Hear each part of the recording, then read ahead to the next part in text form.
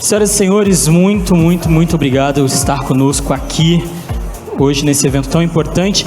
E, eu acho que eu fiquei minimamente feliz porque o painel do nosso CEO do Rock in Rio tinha um número legal de pessoas e a gente continuou com esse mesmo número de pessoas para ouvir um painel tão importante sobre diversidade e inclusão na publicidade, que eu acho que é um ponto muito importante quando a gente vem falando sobre este momento. Para quem não me sabe, eu sou o Júlio Beltrão, estou CEO do Prêmio Potências, que é uma plataforma que pensa e reproduz e faz movimentos de pessoas pretas e faveladas na publicidade. E eu quero mostrar um pouquinho do que é esse prêmio já num vídeo. E aí depois a gente abre esse painel com essas pessoas maravilhosas. Somos potência e a gente não vai parar nunca. Essa noite vai ser especial, uma noite mágica, uma noite pra gente celebrar muita gente maravilhosa. E aproveitem esse prêmio que é feito por nós, pra nós.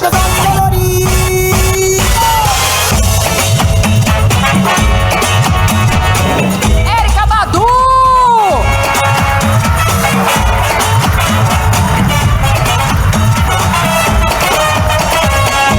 Tá bonita?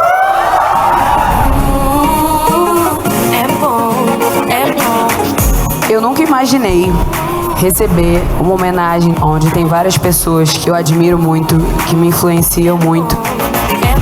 Nunca foi sorte, sempre foi Exu nos abrindo os caminhos. A gente está falando sobre um mercado que está cada vez mais difícil falar sobre diversidade, né? É muito importante que a gente crie projetos como esse para lembrar que a gente pertence aos palcos do mundo. O Prêmio Potências é sobre celebrar a nossa gente, hoje, amanhã e sempre. Meu muito obrigado.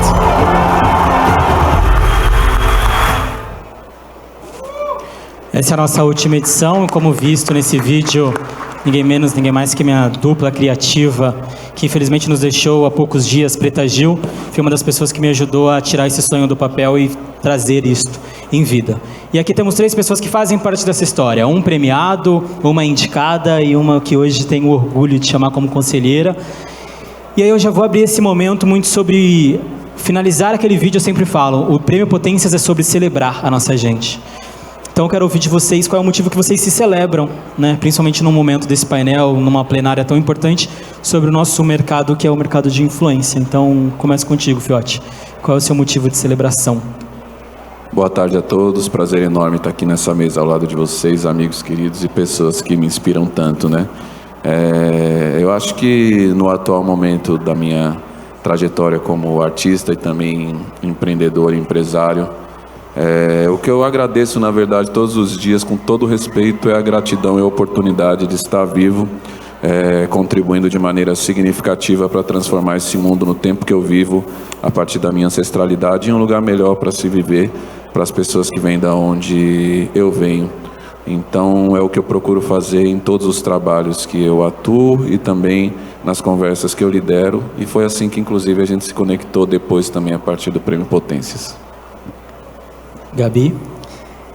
Você me fez essa pergunta 1 mês atrás. Eu falei que eu estava celebrando o fato de eu poder casar, No caso, com uma outra mulher, está presente aqui. E sendo uma mulher lésbica, negra, vinda de periferia, isso é uma coisa que às vezes a gente não se dá conta de quão grande é. A gente está vendo discussões políticas nos Estados Unidos querendo retroceder com esses direitos, a gente precisa ficar vigiante e lembrar o quão é potente o simples fato de poder casar com quem você quiser. E a gente ainda pode isso nesse país e a gente tem que cuidar para que seja possível para as próximas gerações também. Então isso é o que eu celebro hoje. Nath? Boa tarde, prazer estar aqui com vocês hoje, dividir esse palco com vocês, para mim é incrível. Eu tenho pensado muito sobre me celebrar, Júlio, depois de 1 mês que nós estivemos juntos. E eu pensei que eu nunca tinha me celebrado. E comecei a rever a minha história. Minha história de uma menina que veio da periferia, que teve dificuldades para conseguir concluir aquela história do primeiro que você começa, depois você melhora, entrar acessos ao estudo, próprio acesso à ascensão da minha carreira, dentro do espaço que eu ocupo, da cadeira que eu ocupo hoje. Mas eu me lembrei de uma frase que eu ouvi do meu querido chefe, Sr. Maurício de Souza, em 2023, no meio de um grande projeto. Ele olhou bem para mim e disse: menina, você consegue tudo o que você quiser. Então essa é uma maneira de me celebrar hoje, saber que eu sou reconhecida por nada mais, nada menos que o Sr. Maurício de Souza. E para além disso, eu acho que eu tenho muito que celebrar minha família, minha ancestralidade. O ano passado, você sabe, eu entrei no Prêmio Potências de Mãos Dadas com meu pai e com a minha mãe, e é a cena que eu jamais vou esquecer na minha vida, e ver os olhos do meu pai e da minha mãe marejados com aquele momento que eles nunca imaginavam que aquela garotinha do Jaraguá ia chegar. Eu cheguei, então, acima de tudo, eu celebro a minha ancestralidade. Incrível. E aí, entrando no momento de propósito e visão, a Natália Lira, para quem não sabe, ela lidera uma parte de uma empresa familiar, né? Então, já tem aí uma grande dificuldade, da Maurício de Souza Produções. E é recorde, porque assim, você tem aquele bom e velho selo que se é da Turma da Mônica é bom. Então, né, o molho de tomate, a nossa maçã, que inclusive é a que toda semana tem que comprar. Então, a gente tem esse formato. E aí agora eu quero ouvir de você, para esse público que está aqui querendo muito entender para um futuro, como é ser a guardiã disso, né? Quais são os desafios de você pensar, putz, isso aqui faz sentido para Maurício de Souza, isso aqui não faz. E aí vai de tudo, né? Porque a gente está falando de moda, beleza, produtos alimentícios. Então, como que é esse seu dia a dia com esse propósito tão grande de celebrar e principalmente cuidar de um grande legado que é Maurício de Souza? É difícil, né, Júlia? Quando você trabalha numa empresa, e estamos trabalhando muito para isso, para que ela seja diversa em todos os sentidos, e você olha do seu lado, seus pares não são parecidos com você, é muito difícil você conseguir fazer com que eles entendam qual é o propósito do final. Não é só fazer um produto. Eu não quero que esse produto ele chegue na gôndola e ele seja vendido. Eu preciso comunicar alguma coisa com propósito dentro daquele produto. E dentro da minha área, dentro das minhas capacidades, foi o que eu me propus a fazer. Então, hoje, todo produto que eu penso em licenciar, eu atuo hoje na área de moda, confecção, casa e decoração e calçados. E sou um pouco metida, me meto em vários projetos da empresa, que não me cabem, mas eu vou lá dar a minha opinião que ninguém pediu.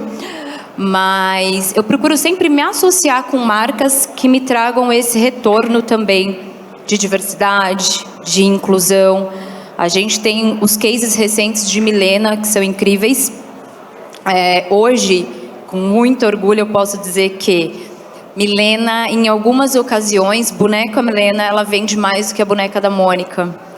Em algumas interações algumas ações com a Feira Preta, onde a gente tinha um espaço herê, que os personagens estavam, a recepção foi impressionante, mas era muito legal que, para a gente, o mais importante dentro desse processo é não segregar.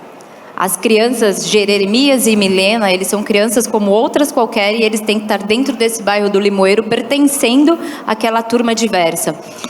E eu nunca vou esquecer da Feira Preta, que foi muito engraçado. As mães tiravam as meninas, as filhas. Não, sai que agora eu que vou tirar foto com a Milena, com a personagem. Então assim, filha, você já tem uma boneca, agora deixa a mãe. E depois elas vinham dizer, olha, eu nunca tive essa referência. Que bom que vocês estão fazendo. Apanhamos bastante o tempo todo, nem sempre acertamos, mas a gente tem alguns produtos hoje já com Milena liderando o mercado. Então, aqui, basicamente, vocês já tiveram uma anotação que diversidade vende, né? Então, se a gente está falando que um produto de uma boneca preta, Milena, vende mais do que um produto tão gigante quanto que é a Mônica, a gente já tem aí um ponto de anotação muito importante. E falando nisso, né, Gabi, você cuida de uma das agências mais criativas do mundo, né? Da questão de impacto, de diversidade, de inclusão, e inclusive sendo uma cadeira global, que é muito importante de se dizer. Como fazer e como mostrar para todo esse nicho, né? De todo ano, vocês ali que são os papadores de Cannes, todos os prêmios que vocês sempre se propõem a estar, vocês sempre levam pelo menos um grande prêmio.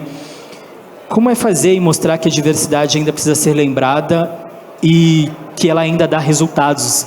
Inclusive aquilo que boa parte do mercado gosta e briga, inclusive até coloca fantasmas em algumas propostas para poder voltar com alguns troféus. Então, como que a gente faz para mostrar que a nossa diversidade e a inclusão faz com que a gente possa ter de verdade resultados expressivos, inclusive em grandes premiações? Só para eu entender um pouco a audiência aqui, quem aqui trabalha nesse mercado, mas não é criador de conteúdo diretamente, assim?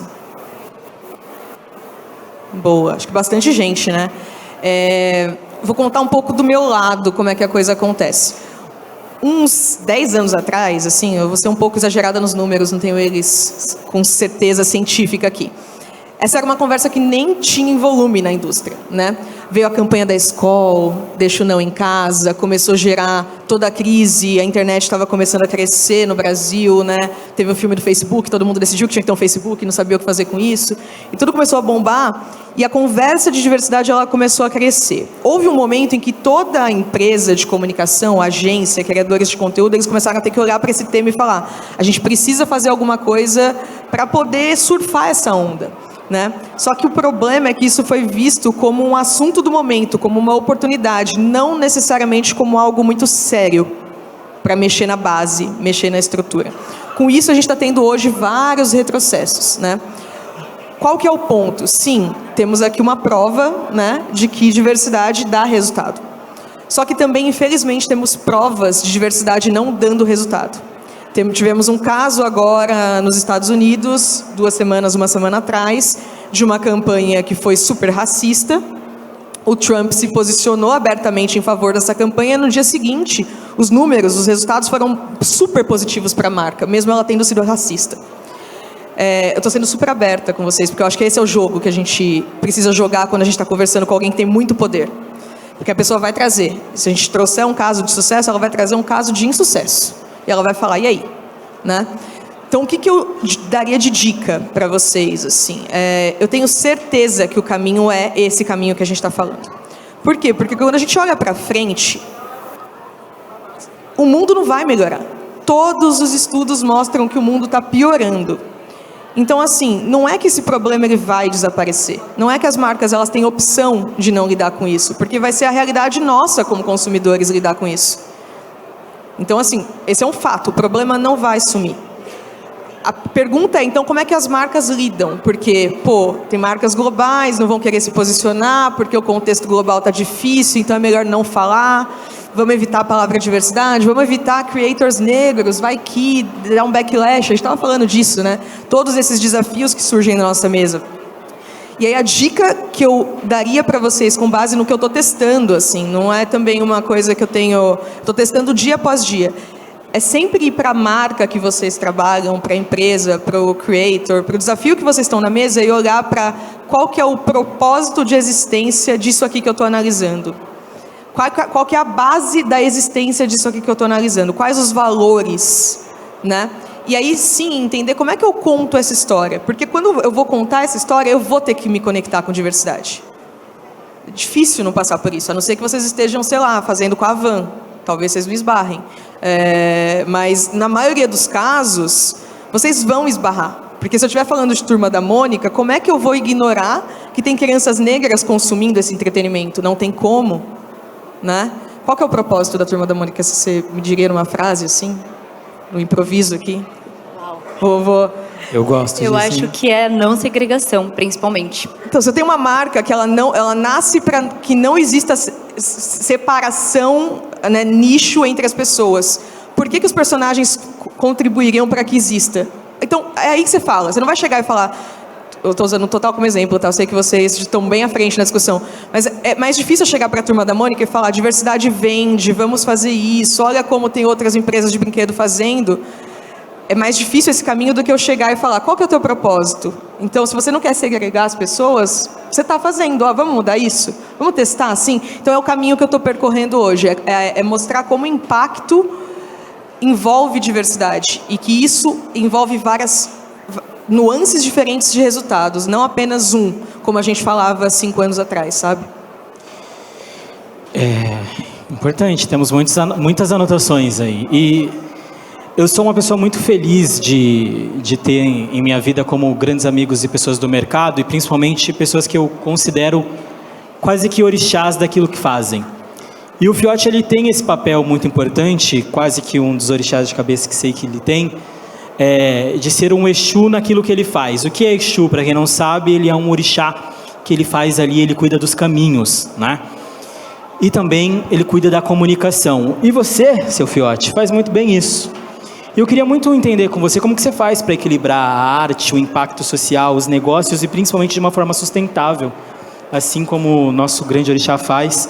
Como que você consegue olhar e puxar essas pessoas no meio dessas encruzilhadas todas de marketing de influência, de impacto, de diversidade, de mercado, da música, mas principalmente fazendo isso de uma forma sustentável para que o negócio pare em pé. Eu acho que você sabe fazer isso muito, muito bem. Obrigado. A gente começou muito cedo, né? Éramos todos jovens. Quem diria que hoje estaremos aqui com essa sala tendo a oportunidade de trazer uma discussão tão relevante como essa, né? E realmente você acertou meu orixá de cabeça, que é, de fato, o Exu. E ter a compreensão da espiritualidade. Eu sou de uma qualidade de Exu com Ogum, né? E quando, a partir de um desafio pessoal que eu tive, que eu quase morri em 2016 numa batida de carro, eu passei a cultuar mais a minha religiosidade, a minha espiritualidade de outras maneiras. Na verdade, eu tive uma compreensão muito grande da relevância do que até ali já havíamos construído no mercado, a partir da cultura negra e da cultura hip-hop, né? Então, eu estou falando de um tempo em que, há 15 anos atrás, quando a gente já estava lançando campanhas extremamente relevantes no MySpace, com música, as pessoas mal tinham acesso à internet, de fato, ainda na periferia. Quando o YouTube chega como uma grande ferramenta de comunicação de vídeo, massificando também o consumo, na verdade, também poucas pessoas tinham acesso a celulares, a gente já estava lá. Fomos responsáveis por fazer os primeiros lançamentos de um videoclipe dentro da plataforma do Facebook no Brasil, e tomamos pancada de tudo que foi lá naquela ocasião da cultura hip-hop. Lideramos diretamente os principais desfiles da última década, que levaram um protagonismo extremamente relevante para dentro das passarelas de moda, e depois o resultado, coletivamente, todas essas marcas que, graças a Deus, estão sendo impulsionadas por empreendedores negros a nível nacional hoje, na economia criativa da indústria da moda. Na pandemia, criamos um canal vertical na Twitch digital, onde a gente liderou conversas extremamente relevantes, fomos pioneiros nessa conversa também. E, em alguma medida, eu acho que, do mesmo ponto que isso é importante pela realização, traz um sentimento de exaustão no momento que a gente está vivendo, de certa forma, de ver muitas coisas, como a Gabi falou muito bem, retrocedendo do ponto de vista, vamos dizer, de um futuro adequado do que seria melhor para a humanidade. Eu acho que não tem que passar pano para o momento que a gente está vivendo. O momento que a gente está vivendo é de retrocesso diretamente em relação à nossa existência, às nossas subjetividades, enquanto pessoas negras, comunidade LGBT, globalmente, pela escolha que, infelizmente, a gente está tendo em algumas lideranças globais, né? E qual que é o nosso papel dentro disso? Sendo muito honesto com você, eu estou no momento, nos últimos 3 anos, onde eu compreendi que a finitude da minha existência, seja na indústria, seja na vida, seja em relação aos meus objetivos. E o que eu acredito que a gente tem de melhor a fazer hoje é ser a melhor pessoa para nós mesmos, no sentido de como a gente se cuida para lidar com essa estrutura de verdade, do ponto de vista físico, do ponto de vista psicológico e do ponto de vista mercadológico também. O que assistimos nos últimos 5 anos, o que eu venho assistindo dentro do mercado nos últimos 5 anos, uma mudança inspiracional muito relevante, uma mudança social extremamente determinante do ponto de vista de consumo, mas isso tem nos custado muito caro em relação às pessoas que eu vejo adoecer, né? E essa conta, infelizmente, eu vejo as pessoas fazerem tardiamente.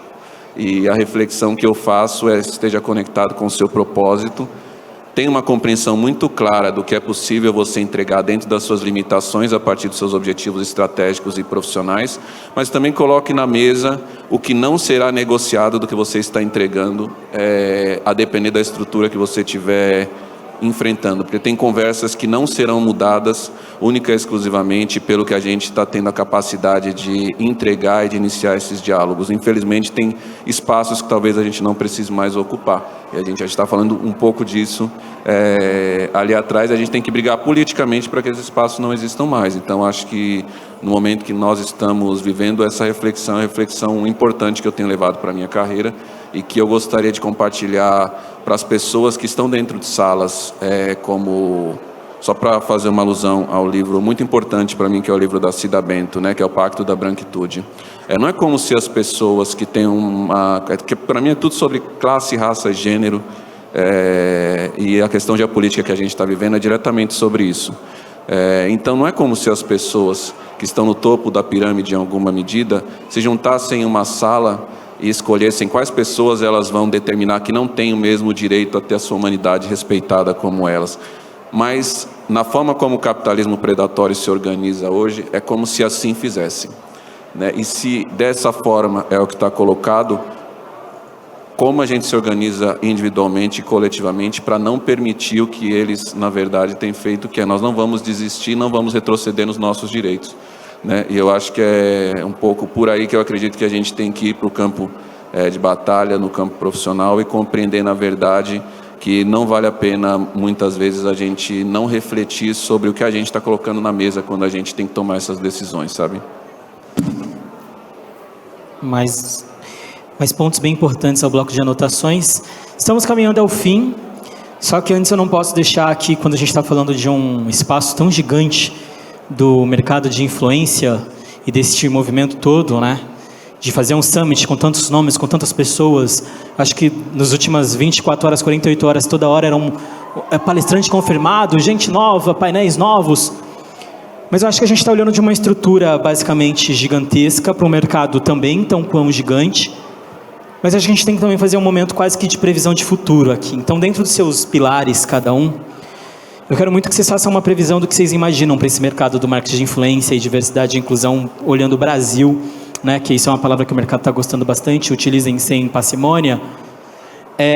Como que vocês imaginam esse momento assim, do marketing, da influência, dos próximos passos, nesses próximos 5? Já vou começar também respondendo essa pergunta. Eu espero que nos próximos 5, o Prêmio Potência seja o prêmio mais relevante do país. Hoje ele já é a maior celebração negra do país, e eu quero transformar ele na premiação mais relevante do país, indiscutível de qual seja. Então já lancei aqui o meu primeiro, agora deixo com vocês. Começando aí com você, Nath. Você me deixa primeiro sempre, né? Fico ansiosa. Eu acho que pensando um pouco dentro das organizações, das companhias, o que eu espero ver daqui 5 anos são mais pessoas negras, trans, LGBTs em cargos de liderança. Quando eu pego o mapa hoje, falando muito do meu negócio, quando eu pego o meu mapa hoje, eu tenho quase 50% dos funcionários pretos ou pardos. E onde esses funcionários estão? Onde esses colaboradores estão? Eles não estão nos cargos de liderança. Hoje são 2 pessoas negras dentro desses cargos de liderança. O que faz ser um desafio constante e diário de conseguir trazer a diversidade, mas a gente não esmorece nunca, a gente continua na nossa batalha diária, na luta. Tem uma exigência e que se alguém está dentro desse papel, eu faço o desafio de chegar para o seu RH e dizer, eu quero uma pessoa dentro desse perfil. Quero um estagiário, eu quero um par, eu quero um menor aprendiz da periferia, eu quero uma menina ou um menino preto. E eu acho que o meu maior desejo, a minha maior luta para esses próximos 5 anos é, de fato, ver mais pessoas negras em cargos de liderança. Eu acho que é aí que a gente começa a mudar o jogo. E realmente a gente está pegando um pouco do que Fiote e Gabi falaram aqui, a gente está realmente nesse momento de retrocesso. Quando eu vejo uma Feira Preta sendo cancelada por falta de recursos, isso mexe intimamente com o meu coração. Minha mãe é uma empreendedora negra e muito sustentada com base nos eventos de Festival Feira Preta. Então dói o coração, a gente sabe que existe esse retrocesso. E nós aqui temos a oportunidade de mudar isso com ações e atitudes que engajem as nossas organizações. Acho que é isso. E? Pergunta bem tranquila, né? Assim, tem uma coisa, não é romantizando, mas eu sempre digo que o caos, ele gera movimento. É melhor não ter caos, né? Seria bom se o movimento acontecesse sozinho. Mas o caos, ele gera movimento. E eu acho que a gente está num momento de várias bolhas de caos ao mesmo tempo, assim, sabe? E eu acho que vale a gente olhar para isso como uma oportunidade de inovação. Então, o que o Felca fez com o vídeo dele, isso para mim é influência. Influência real. Isso movimenta, sabe? Com o avanço de AI, o que vai ser influência? Porque só fazer uma imagem, uma legenda boa, talvez a ferramenta consiga fazer sozinha muito mais rápido, com muito mais qualidade daqui a pouco. Então, o que vai ser influência? Talvez a gente tenha que aprofundar um pouco mais o valor do que é produzido como assunto, do que é produzido como proposição e diferenciação, né? Então, isso eu acho que é uma coisa que eu ficaria de olho, assim. Na questão da diversidade, eu acho que a gente está retrocedendo, não está um cenário positivo. Eu estava contando para minha noiva, 5 minutos antes de entrar aqui, que eu fui na portaria tirar uma dúvida sobre a pulseira. E eu cheguei e me falaram assim, é o palco Digital Favela? E aí, nada contra a pessoa que falou, tá? Mas assim, por que eu teria que estar no palco Digital Favela, com todo respeito ao palco Digital Favela também, que são grandes amigos? Por que eu não poderia estar nesse? Então, a gente está num momento denso.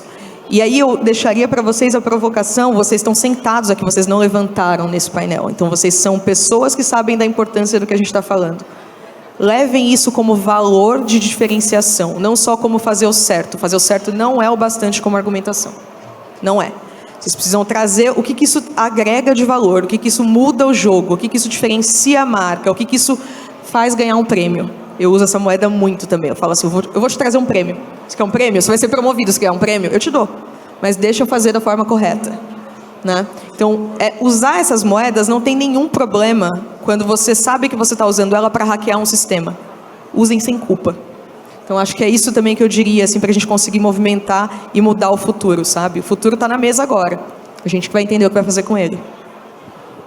Fiote. Acho que tem tantos imaginários possíveis, mas vou refletir aqui sobre o meu lugar como um homem negro, líder na indústria criativa e também como alguém muito ligado em política, assim. Eu acho que o futuro, de certa forma, brigar por esse futuro já começou, porque a gente tem uma eleição muito relevante ano que vem, e pela primeira vez a gente sabe que os Estados Unidos está tentando interferir nela, para tentar, em alguma medida, gerar retrocessos ainda mais rápidos para o nosso país, assim. Então, eu diria que, como mentes brilhantes e que lideram conversas que estão aqui nessa sala, eu acho que o mais importante será a gente colocar o nosso conhecimento, a nossa força de trabalho em campos de batalha, onde a gente consiga trabalhar para ter menos retrocesso do ponto de vista também tecnológico. Eu acho que o Brasil vai passar por um momento de transformações, como o mundo vai passar de maneira muito acelerada. Eu acho que ficou muito evidente como as Big Techs têm influenciado de maneira muito negativa a geopolítica global, mas também como a gente está muito na mão delas. O vídeo do Felca é muito importante nesse sentido. E a gente entra nessa era agora muito rápida da IA, né?